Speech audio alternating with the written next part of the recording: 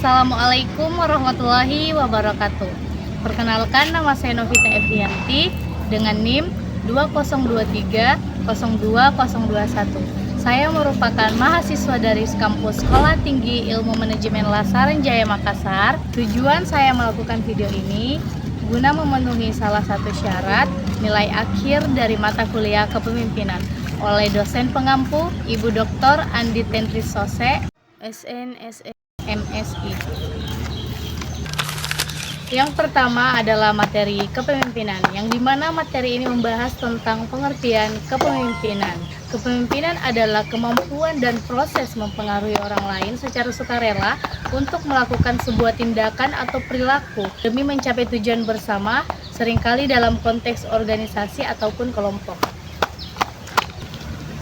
Dalam materi kepemimpinan, menurut Khairunisa dan Binti Mauna 2021 menjelaskan bahwa kepemimpinan merupakan kemampuan dan kesiapan yang dimiliki oleh seseorang untuk dapat mempengaruhi, mendorong, mengajak, dan menuntun, kalau perlu menggerakkan ataupun memaksa orang lain agar ia bisa menerima pengaruh itu, dan selanjutnya berbuat sesuatu yang dapat membantu pencapaian tujuan-tujuan tertentu.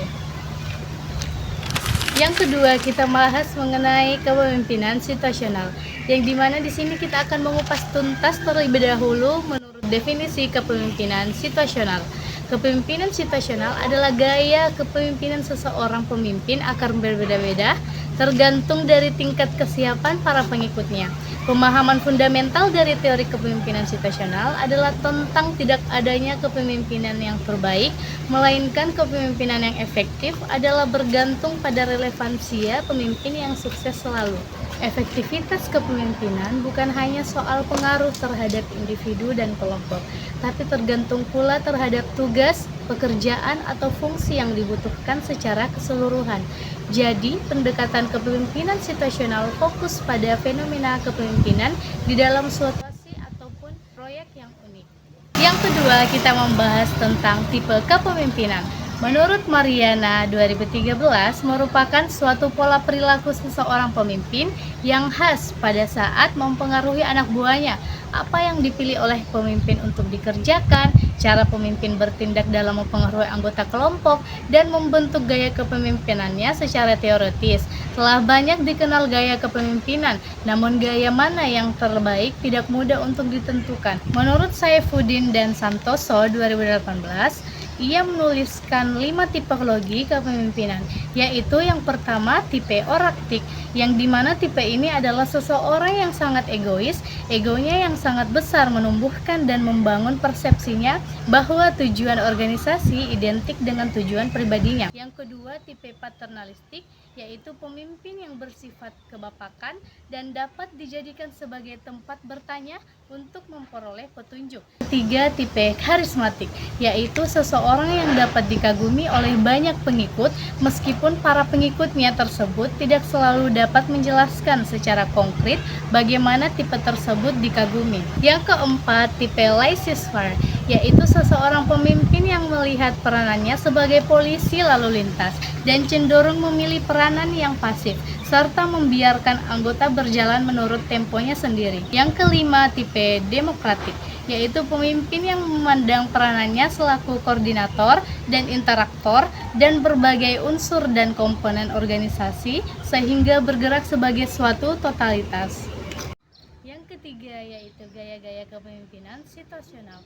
Yang pertama, telling, yaitu menginstruksikan, adalah tingkat arahan tinggi, dukungan rendah, cocok untuk bawahan yang baru atau belum berpengalaman. Yang kedua yaitu styling atau meyakinkan, yaitu tingkat arahan tinggi, dukungan tinggi, cocok untuk bawahan yang termotivasi tetapi belum terampil.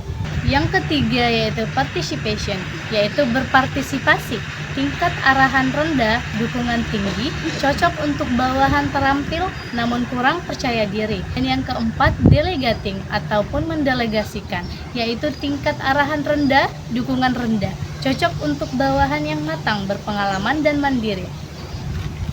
Materi kelompok 3, yang dimana materi ini membahas tentang gaya kepemimpinan. Yang pertama, pengertian gaya kepemimpinan.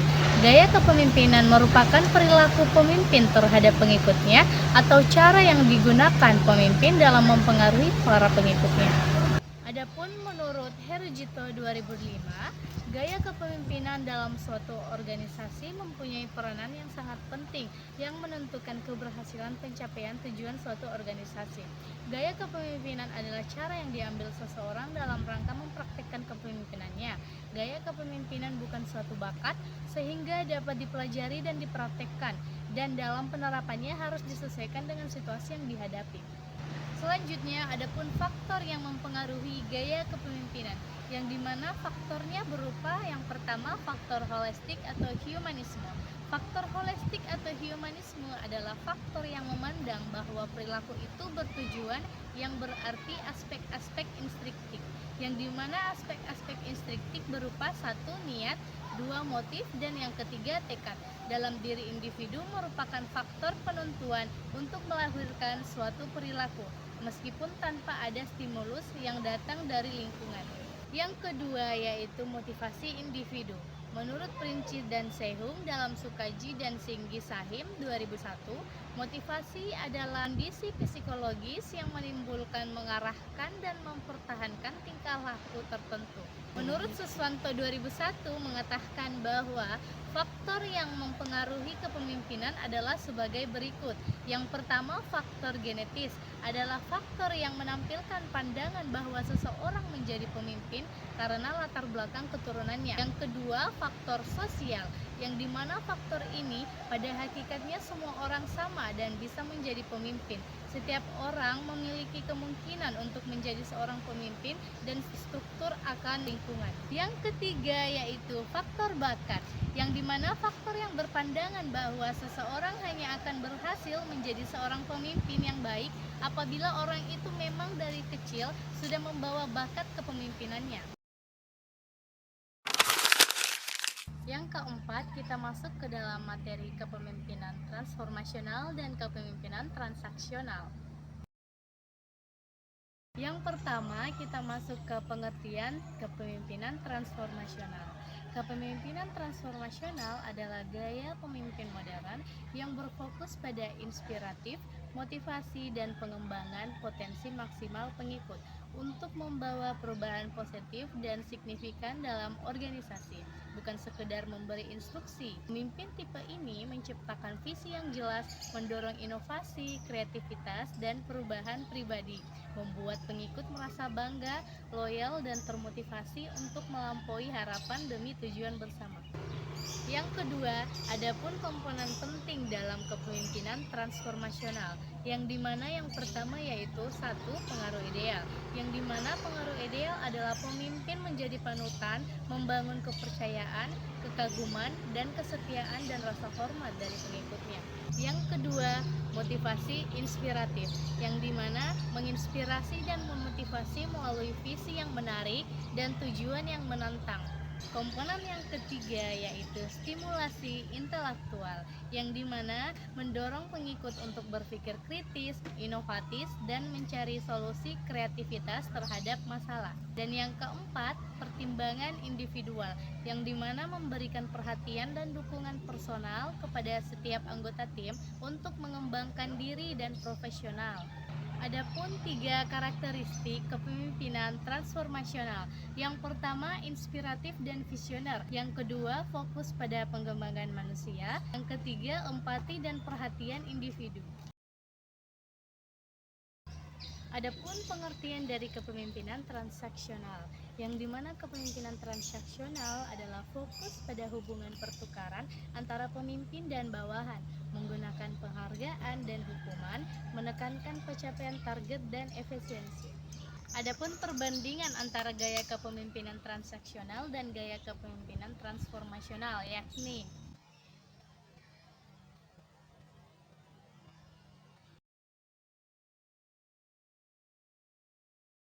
materi yang kelima, kita membahas tentang kepemimpinan karismatik. Yang pertama, kita masuk ke pengertian kepemimpinan karismatik. Kepemimpinan karismatik adalah gaya kepemimpinan yang dimana seorang pemimpin mampu menarik perhatian, menginspirasi, dan mempengaruhi orang lain melalui pesona, kepribadian, dan kemampuan komunikasinya. Pemimpin dengan tipe ini biasanya mempunyai visi yang kuat dan jelas, serta mampu membuat orang lain merasa terinspirasi dan termotivasi untuk mengikuti visi tersebut. Menurut Muin 2010, kepemimpinan karismatik adalah tidak ada petunjuk untuk melakukan analisis tentang kepemimpinan karismatik berdasarkan kriteria persepsi, nilai-nilai yang dianut, sikap, perilaku, dan gaya kepemimpinan. Beberapa ciri utama yang telah menggambarkan kepemimpinan ini secara lebih mendalam yang telah dirangkumkan melalui lawan Emirtos. Yang pertama, percaya diri yang tinggi. Pemimpin karismatik dikenal memiliki kepercayaan diri yang sangat kuat. Mereka tidak ragu dalam mengambil sebuah keputusan dan keyakinan ini terlihat jelas dalam setiap tindakan dan ucapannya. Kepercayaan diri mereka inilah yang membuat orang lain merasa yakin dan mau mengikuti arahan yang diberikan. Yang kedua, kemampuan komunikasi yang menginspirasi. Salah satu kekuatan terbesar pemimpin karismatik adalah cara mereka berbicara. Mereka mampu menyampaikan ide dan visi yang jelas, penuh semangat, dan seringkali membuat orang lain merasa tergerak untuk ikut terlibat. Yang ketiga, empati yang tinggi. Pemimpin karismatik tidak hanya fokus pada visi misi, tapi juga fokus kepada orang-orang di sekitarnya.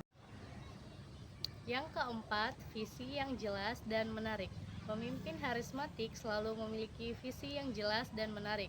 Mereka tahu mana arah yang mereka tuju dan bagaimana cara mencapainya. Yang kelima, mampu menggerakkan orang lain. Seorang pemimpin karismatik bisa membuat orang-orang di sekitarnya merasa termotivasi dan bersemangat untuk bekerja keras. Dengan kekuatan karisma mereka bisa menggerakkan tim menuju pencapaian yang luar biasa, meskipun tantangan yang dihadapi mungkin sangat semakin besar. Adapun tipe kepemimpinan karismatik, yang pertama ialah pemimpin karismatik yang disosialisasikan.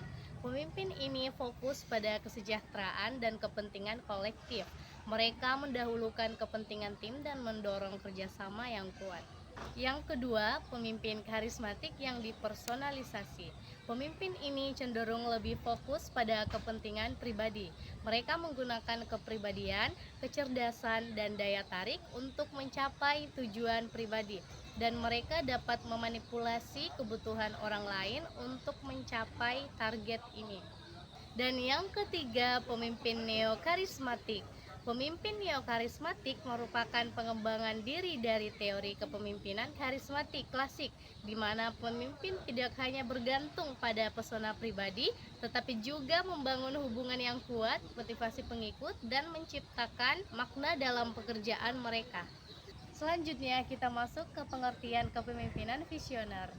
Jadi kita masuk ke dalam pengertian kepemimpinan visioner, yang dimana pengertian kepemimpinan visioner adalah kemampuan pemimpin dalam mencipta, merumuskan, mengkomunikasikan, menginformasikan, dan mengimplementasikan pemikiran-pemikiran ideal yang berasal dari diri atau sebagai hasil interaksi sosial di antara anggota organisasi dan stakeholder yang diyakini sebagai cita-cita organisasi di masa depan yang harus ada atau diwujudkan melalui komitmen semua personil.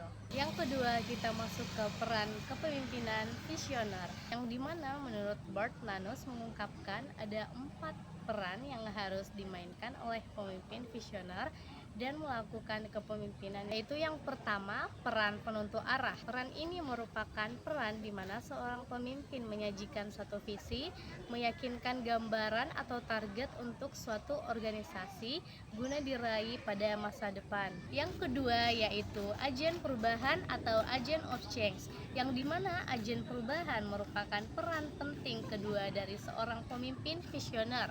Dalam konteks perubahan, lingkungan eksternal adalah sangat penting artinya, sebab mereka yang akan menerima manfaat dari kerja sebuah organisasi. Yang ketiga yaitu juru bicara atau spokesperson. Pemimpin sebagai juru bicara untuk visi harus mengkomunikasikan suatu pesan yang mengikat agar semua orang melibatkan diri dan menyentuh visi organisasi secara internal dan secara eksternal. Selanjutnya kita masuk ke materi ke-6, yaitu kepemimpinan etis dan strategis. Kita masuk ke pengertian kepemimpinan etis. Menurut Bond, Trovon, dan Horizon 2005, kepemimpinan etis adalah demonstrasi perilaku normatif yang sesuai dengan standar etika pribadi dan gaya organisasi serta promosi perilaku serupa kepada bawahan melalui komunikasi. Yang kedua, kita masuk ke dalam prinsip-prinsip dalam kepemimpinan etis. Menurut Robbins dan Judge, tahun 2023 terdapat beberapa prinsip dasar yang menjadi landasan kepemimpinan etis, yaitu 1. Kejujuran, 2. Keadilan, 3. Tanggung jawab, 4. Empati, dan 5. Konsistensi. Jadi, keterkaitan antara kepemimpinan etis dan kepemimpinan strategis ialah kepemimpinan etis memiliki hubungan erat dengan strategis organisasi.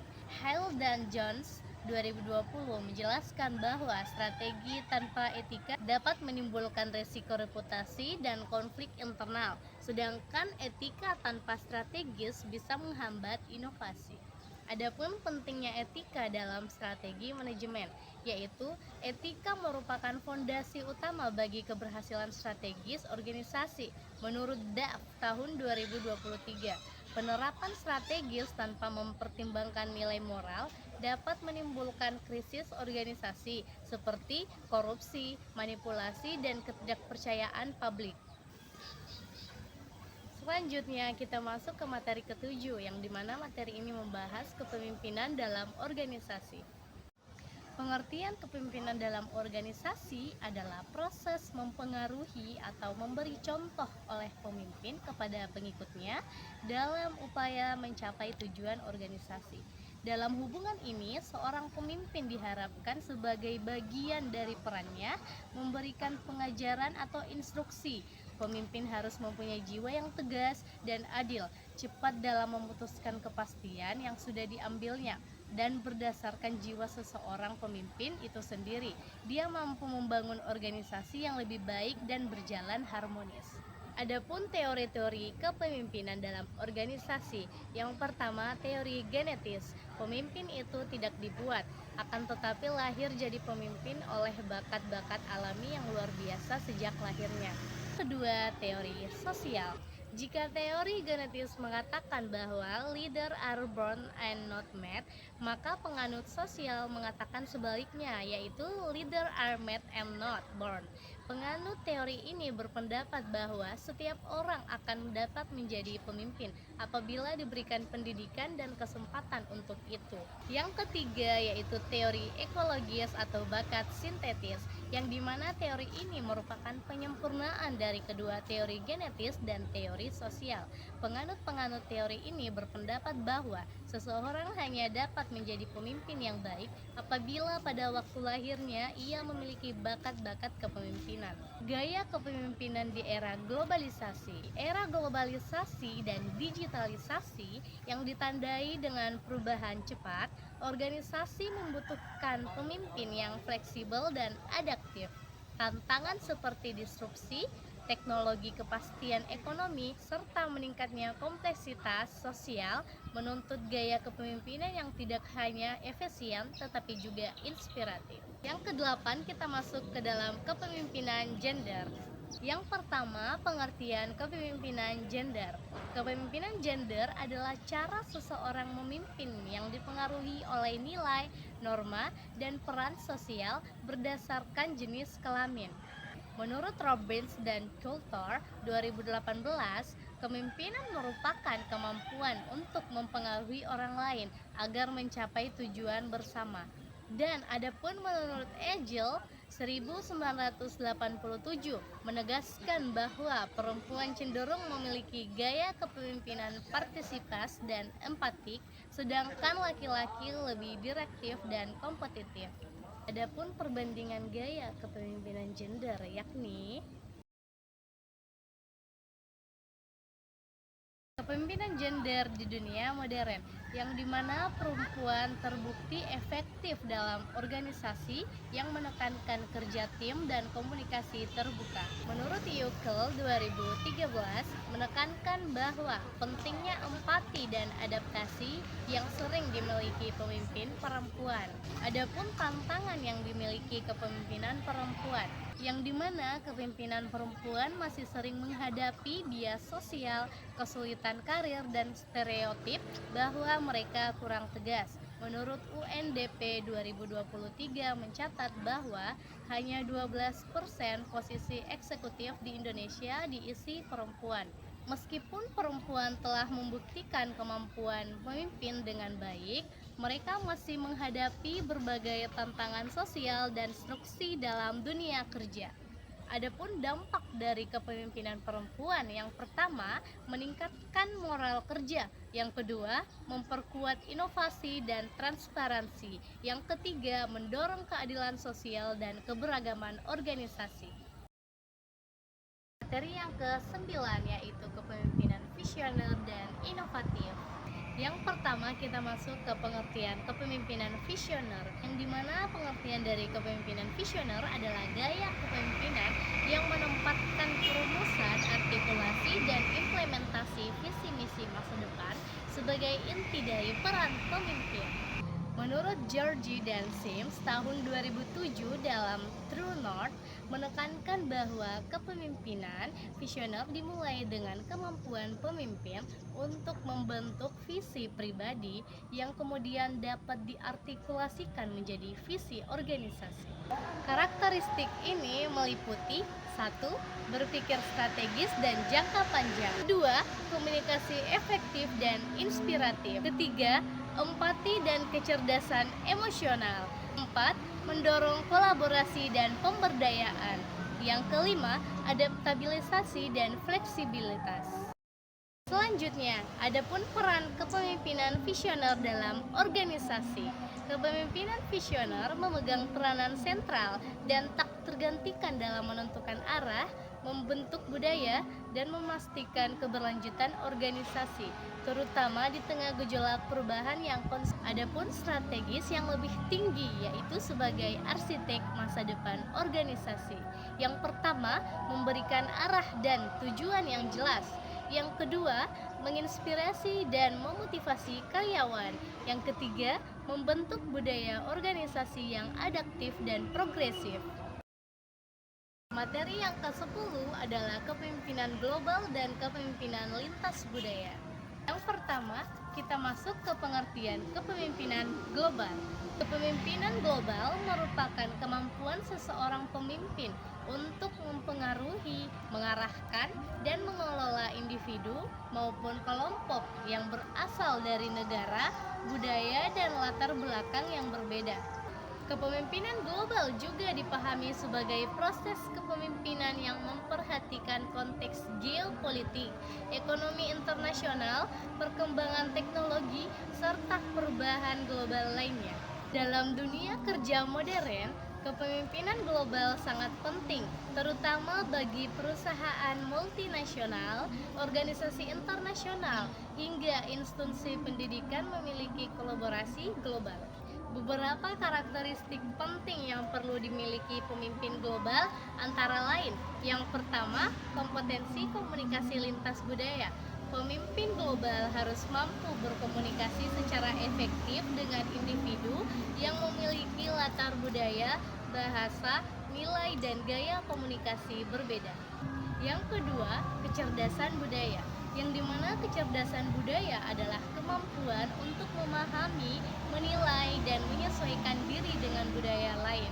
Yang ketiga, pemikiran strategis global, yang dimana seorang pemimpin global tidak hanya berpikir dan perspektif lokal, tetapi harus mampu memahami tren internasional, persaingan global, dan perubahan teknologi. Yang kedua, kita masuk ke pengertian kepemimpinan lintas budaya, yang dimana kepemimpinan lintas budaya yaitu cross cultural leadership merupakan konsep pemimpin yang berbeda pada bagaimana seorang pemimpin dapat mempengaruhi, mengarahkan dan mengelola individu atau kelompok yang berasal dari budaya yang berbeda.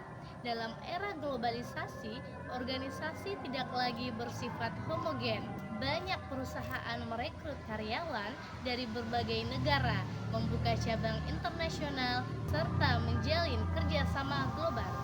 Kondisi ini menuntut pemimpin untuk memiliki kemampuan memahami perbedaan budaya sebagai bagian penting dalam proses memimpin. Adapun faktor-faktor yang mempengaruhi kepemimpinan lintas budaya yaitu 1. Nilai dan norma masyarakat. Cara individu merespon instruksi, waktu, konflik, atau kerja tim sangat dipengaruhi oleh budayanya. Yang kedua, gaya komunikasi. Misalnya, budaya Asia cenderung menggunakan komunikasi tidak langsung, sedangkan budaya Barat lebih langsung dan terbuka.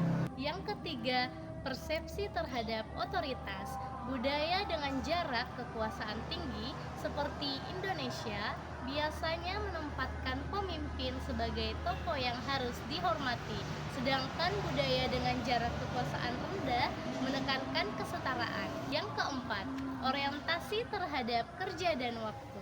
Ada budaya yang sangat menghargai ketepatan waktu, sementara yang lain lebih fleksibel.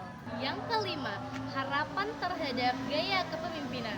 Karyawan dari berbagai negara memiliki preferensi berbeda. Misalnya, apakah pemimpin harus bersifat tegas, partisipatif, demokratif, atau paternalistik? Adapun tujuan utama kepemimpinan lintas budaya, yakni 1. Meningkatkan efektivitas komunikasi dalam tim multikultural. Yang kedua, mengurangi konflik budaya dalam organisasi. Yang ketiga, meningkatkan produktivitas melalui pemahaman nilai dan perilaku negara tim. Yang keempat, membangun lingkungan kerja yang inklusif dan harmonis. Menurut saya, di era globalisasi, yang layak memimpin bukanlah mereka yang paling berkuasa, tetapi mereka yang paling mampu beradaptasi, berintegritas, dan berempati. Seorang pemimpin hari ini dituntut berpikir global tanpa kehilangan nilai lokal, mampu mendengar sebelum memerintah, serta berani mengambil keputusan di tengah ketidakpastian.